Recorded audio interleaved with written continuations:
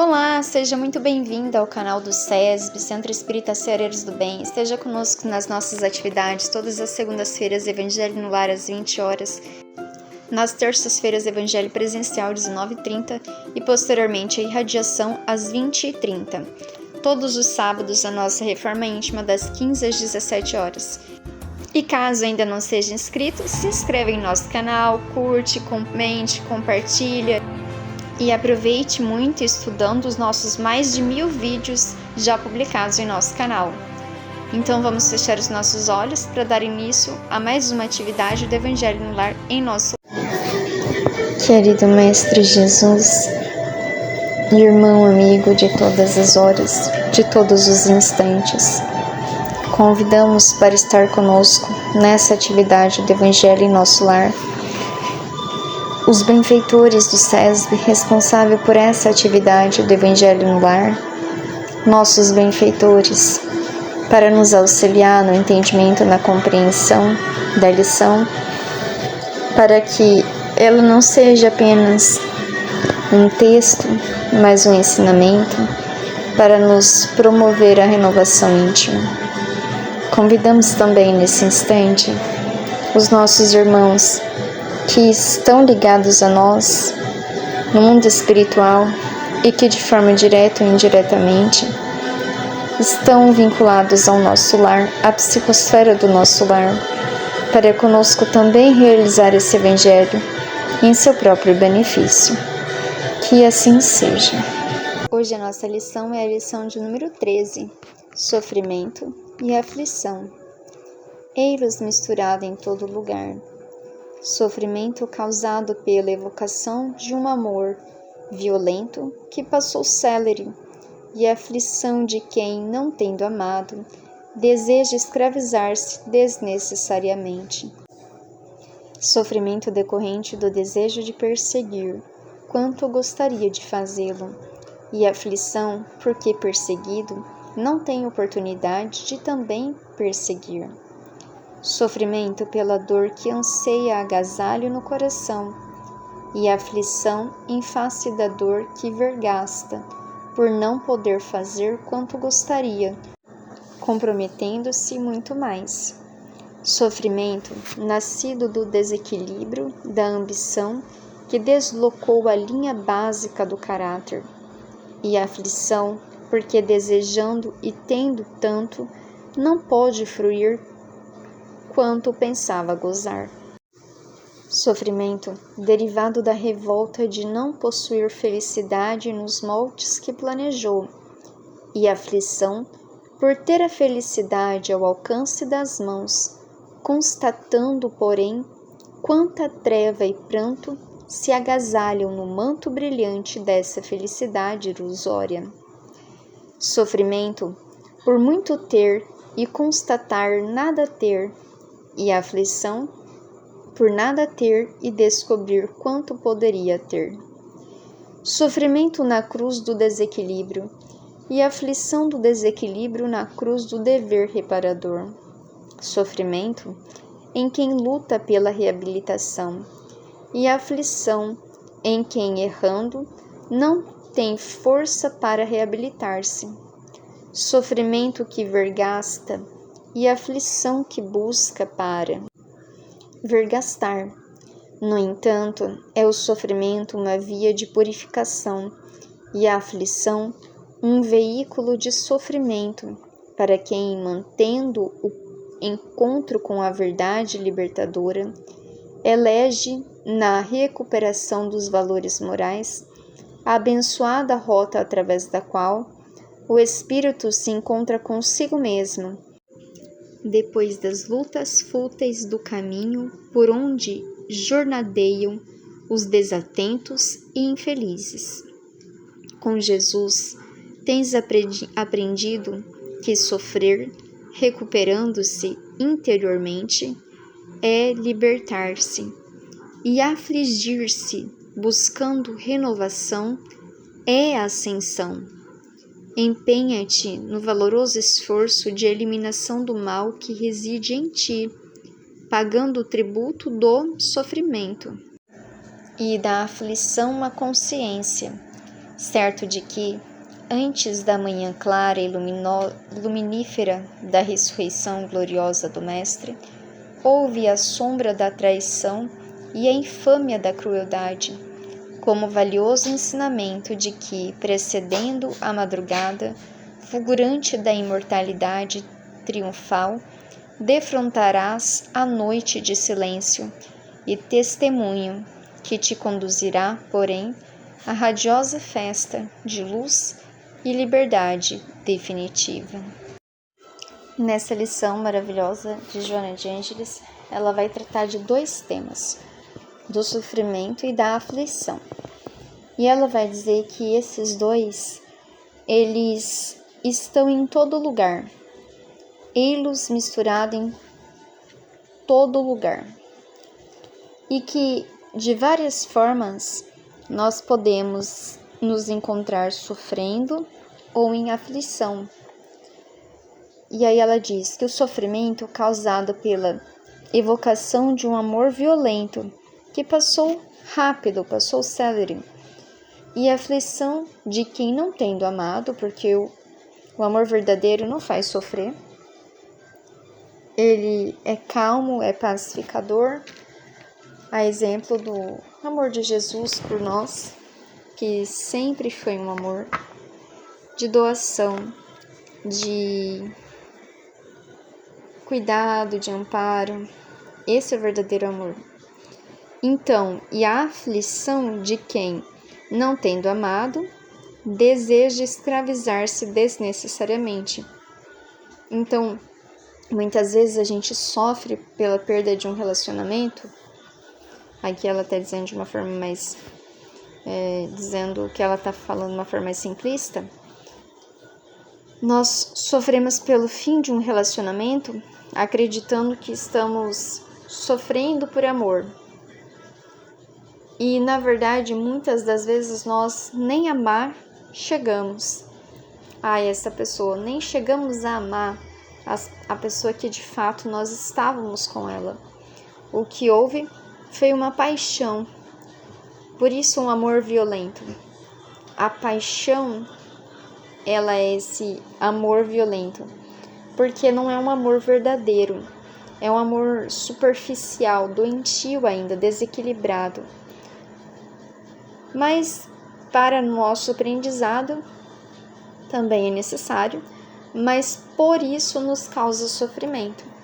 Porque o verdadeiro amor é aquele que, independente de a pessoa estar comigo ou não, eu lhe quero bem, eu lhe quero a felicidade, eu quero que ela esteja em paz, em equilíbrio, independente de estar comigo ou de estar com uma outra pessoa, onde quer que ela esteja. Porque quando eu amo, o objeto do meu amor, ele é importante para mim. Independente se ele é um amor se esse amor é retribuído ou não pelo objeto amado. Mas nós ainda estamos aprendendo a amar. Nós estamos aprendendo a amar os nossos familiares. Nós estamos aprendendo a amar entre parceiros, entre um casal, homem e mulher. A amizade, amigos, ainda nós estamos aprendendo a amar. Nós estamos ainda treinando esse sentimento para que um dia nós consigamos o nosso máximo, que é o amor fraternal. Então, por isso que nós dizemos que sofremos pelo fim de um relacionamento célere, rápido, e que nós tentamos nos escravizar a esse sentimento, não aceitando o fim do relacionamento, não aceitando que a pessoa seja feliz, mas que fique vinculada a mim como se ela ou eu fôssemos escravos um do outro e devêssemos esse sentimento de escravidão, que isso não é amor. E ela diz, sofrimento decorrente do desejo de perseguir quando gostaria de fazê-lo. E a aflição, porque perseguido não tem oportunidade de também perseguir. Então, nós também sofremos quando nós estamos intentados nas ações maldosas.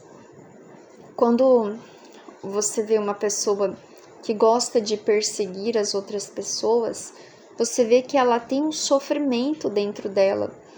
Porque, primeiro que para você fazer maldade a outras pessoas, a maldade primeiro vem dentro de você. Então, isso já causa um sofrimento natural em todo ser humano. Essa aflição e ela coloca aqui, daqueles que agora que perseguiram e agora são frutos da perseguição alheia, vem a aflição por estar sendo perseguido, não mais por perseguir.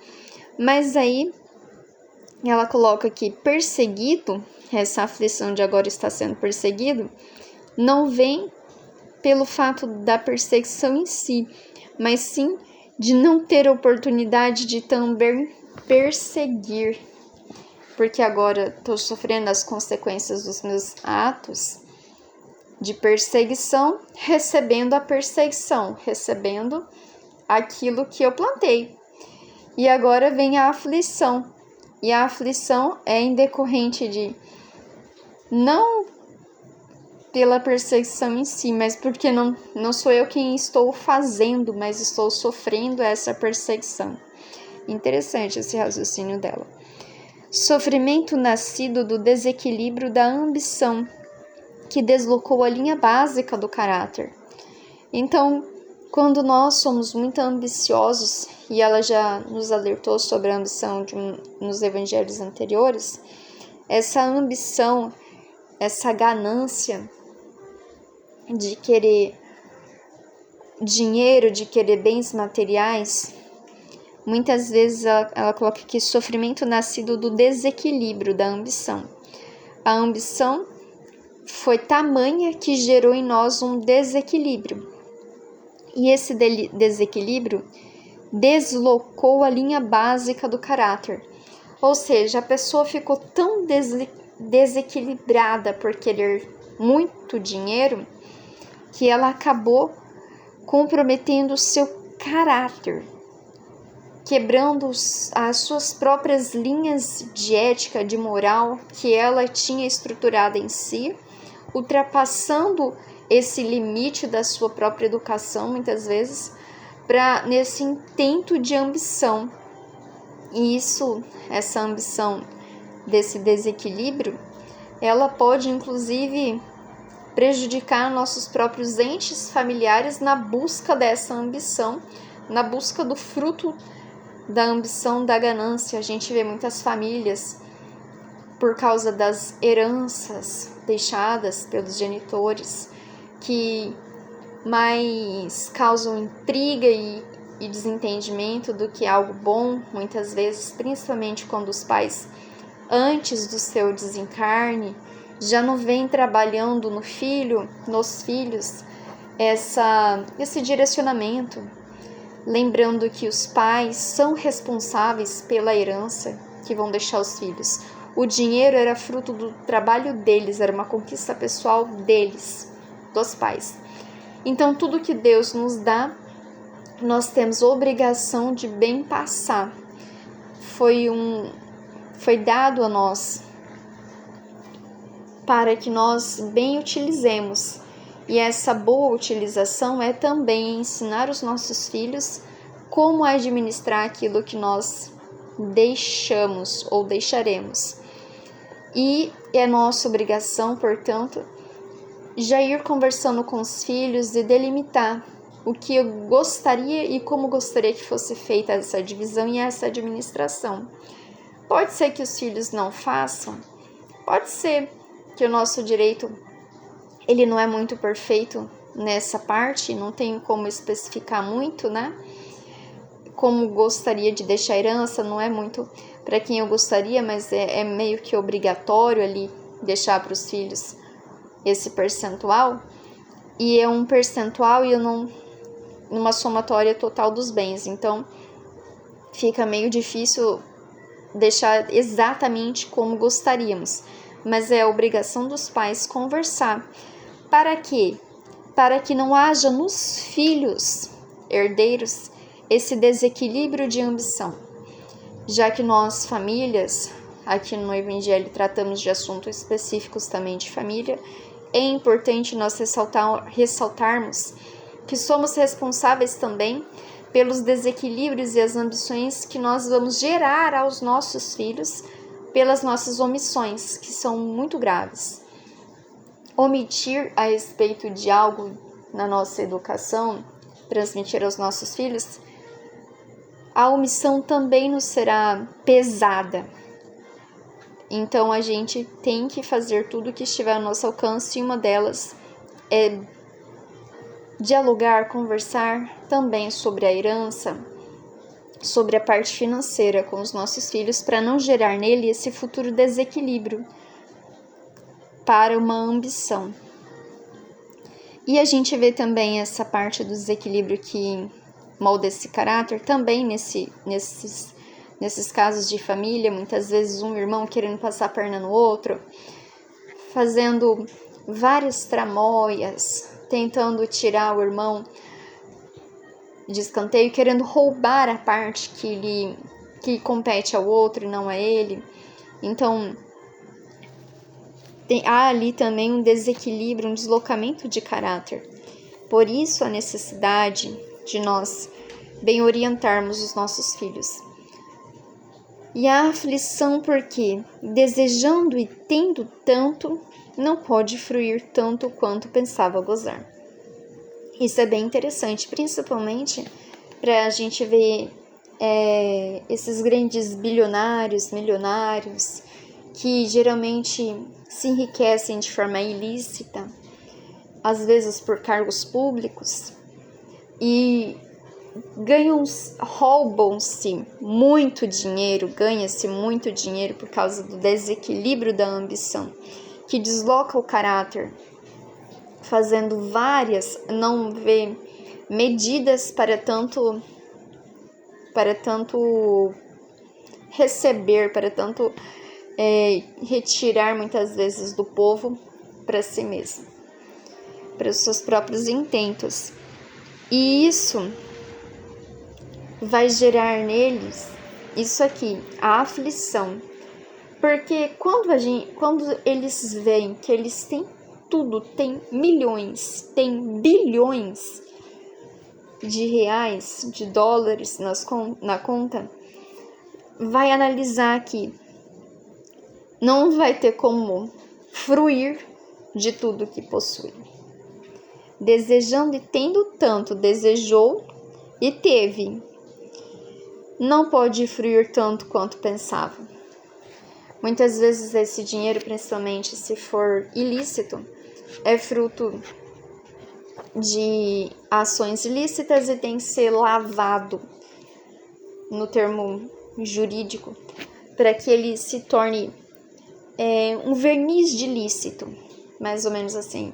Eu pego um dinheiro ilícito e eu faço umas maracutaias para tentar fazer com que esse dinheiro se converta de forma lícita. Uma forma bem simples assim. Eu vou dar uma palestra numa universidade e eu cobro ali 500 mil reais por essa palestra.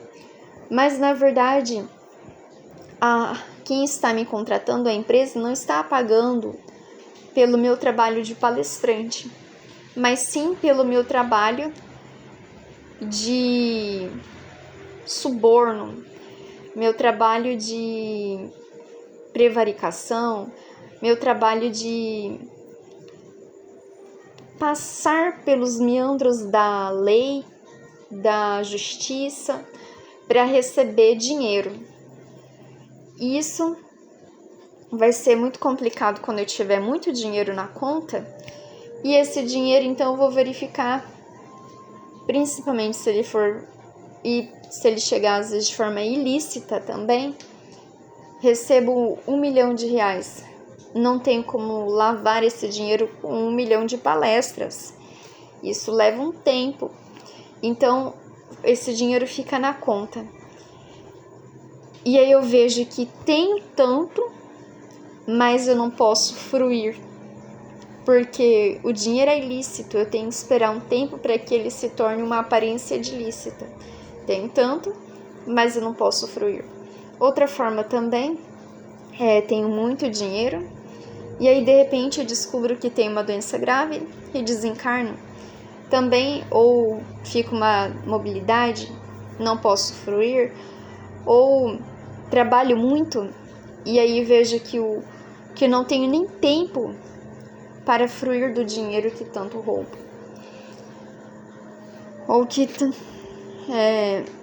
tanto me desequilibro para conquistar, e no final vejo que não posso fruir tanto quanto pensava.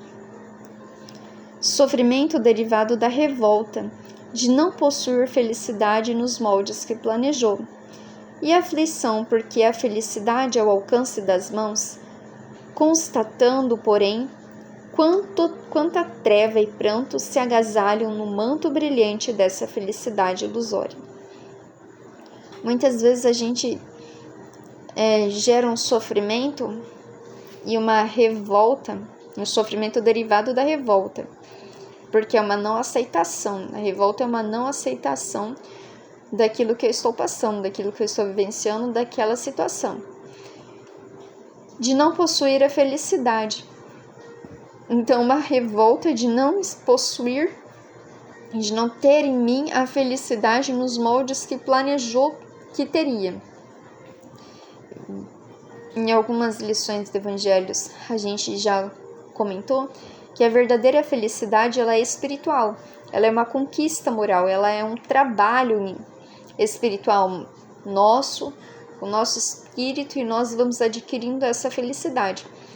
Mas a gente aqui na Terra às vezes se esquece disso e confunde bastante felicidade com alegria. Então a gente gostaria de ser muito feliz, mas se revolta porque não é feliz tanto quanto pensava que seria, tanto nos moldes que planejou. Porque muitas vezes no nosso planejamento a gente não consulta a Deus no que Ele acha que nós merecemos, que nós precisamos para o nosso espírito, e já que nós estamos aqui para nossa própria evolução, nosso aprimoramento, muitas vezes a gente se esquece disso e a gente acha que a felicidade ela tem que ser aqui. Mas a felicidade não é para esse mundo, a felicidade ela é espiritual. E a aflição por ter a felicidade ao alcance das mãos, porque todos nós temos ao alcance das nossas mãos essa felicidade, ela é uma conquista nossa, mas que necessita um empenho nosso, um trabalho nosso para essa conquista. Constatando, porém, quanta treva e pranto se agasalham no manto brilhante dessa felicidade ilusória. Vendo então que a verdadeira felicidade, eu vou olhar para mim, para dentro de mim e ver quantas trevas e pranto eu agasalho dentro do meu coração. Como eu vou ser feliz se eu ainda tenho trevas? Como eu vou ser feliz se eu ainda tenho prantos que eu agasalho no manto brilhante da felicidade ilusória, da felicidade que eu gostaria de ter? Então, a felicidade está ao alcance das nossas mãos, mas a gente tem que ter em mente de que ela leva um tempo. E essa felicidade não é alegria, não é uma conquista passageira, ela é uma conquista definitiva. Ela não é uma conquista, um planejamento de vida para esta vida, mas ela é um planejamento espiritual. Se a gente ter isso em mente, nós não teremos essa felicidade ilusória, mas teremos sim a verdadeira felicidade. Pagaremos o preço para tê-la, mas isso vai demorar um tempo, porque necessitamos retirar de nós as trevas dentro dos nossos corações. Sofrimento por muito ter e constatar nada ter, e aflição por nada ter e descobrir quanto poderia ter. Sofrimento de muito ter, às vezes, como eu disse no exemplo da ambição, muitas conquistas materiais, mas que um lapso do tempo e o tempo se esgotando na Terra, vindo do mundo espiritual, descubro que nada tenho, porque nada desse mundo eu levo. E a aflição por nada ter e descobrir quanto poderia ter. E a aflição de, enquanto espírito, eu ver o quanto eu ver o quanto nada tenho, mundo material, porque se eu sou espírito, nada material me pertence. Mas nada tenho e o quanto eu poderia ter, trabalhado, desempenhado meu espírito para ter conquistas espirituais, porque essas vão comigo onde quer que eu vá. Então, eu nada tenho no mundo espiritual. Quando eu desencarno, quando eu morro, nada levo da Terra. Então, eu nada tenho da Terra. E lá vem a aflição de descobrir o quanto eu poderia ter, mas não tenho. Porque a morte, ela já nos mostra que o que nós devemos carregar conosco não são os nossos bens. Por mais que nós amontoemos dinheiro, valores, eles não vão conosco. Agora, se eu adquirir valores, isso vai comigo. Valores morais, valores éticos, valores espirituais, esses vão comigo, onde quer que eu vá, porque se agregam ao meu espírito.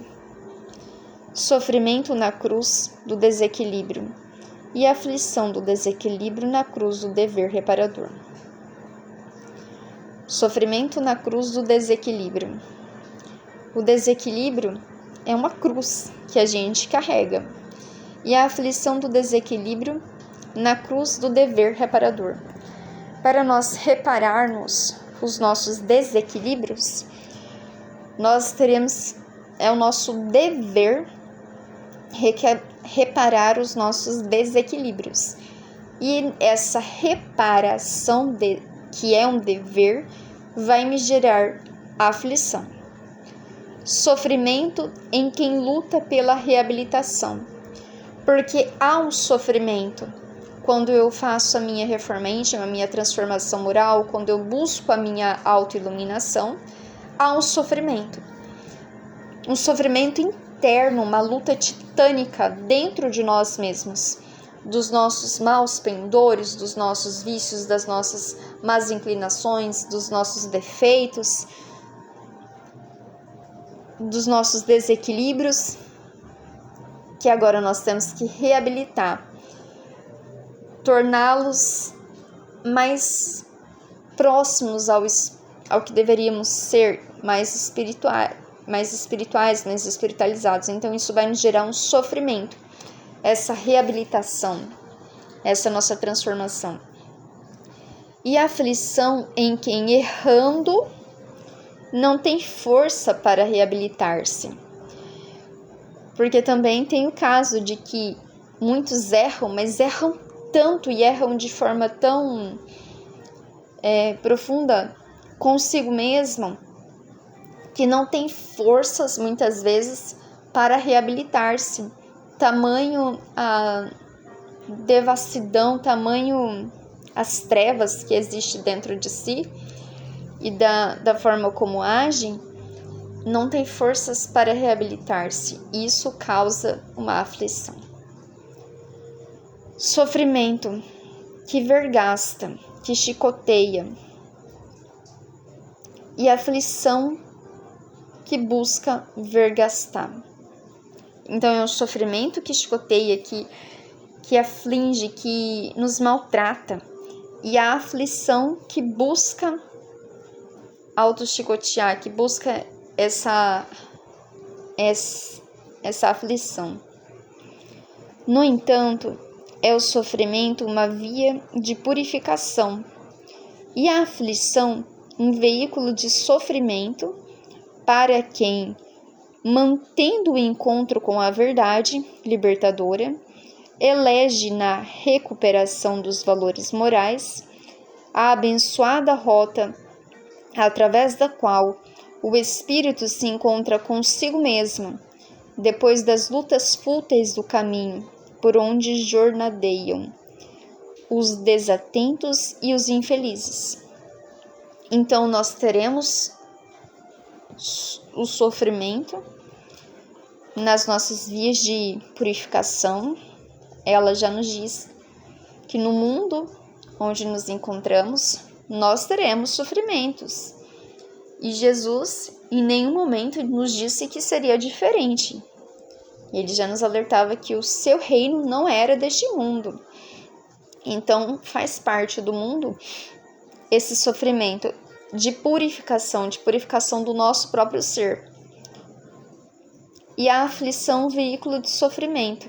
E a aflição, então, torna-se um veículo de sofrimento para quem, se encontrando com a verdade, se encontrando com os ensinamentos de Jesus, com o sentido espiritual da vida, elege na recuperação dos valores morais a abençoada rota através da qual o espírito se encontra consigo mesmo, porque esse caminho de autoiluminação, ele é individual, ele é único, sou eu comigo mesmo, através do qual o espírito encontra consigo mesmo, depois das lutas fúteis.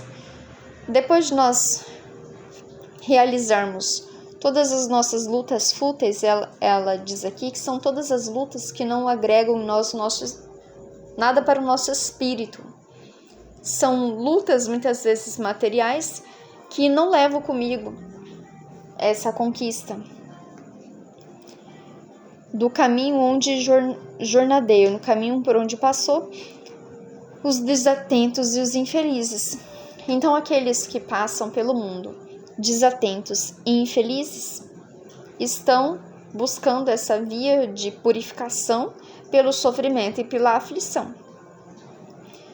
Com Jesus, tens aprendido que sofrer, recuperando-se interiormente, é libertar-se, e afligir-se, buscando renovação, é ascender.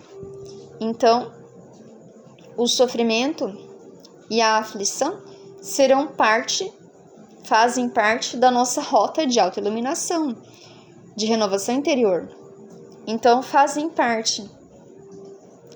E Jesus já nos diz, como eu falei.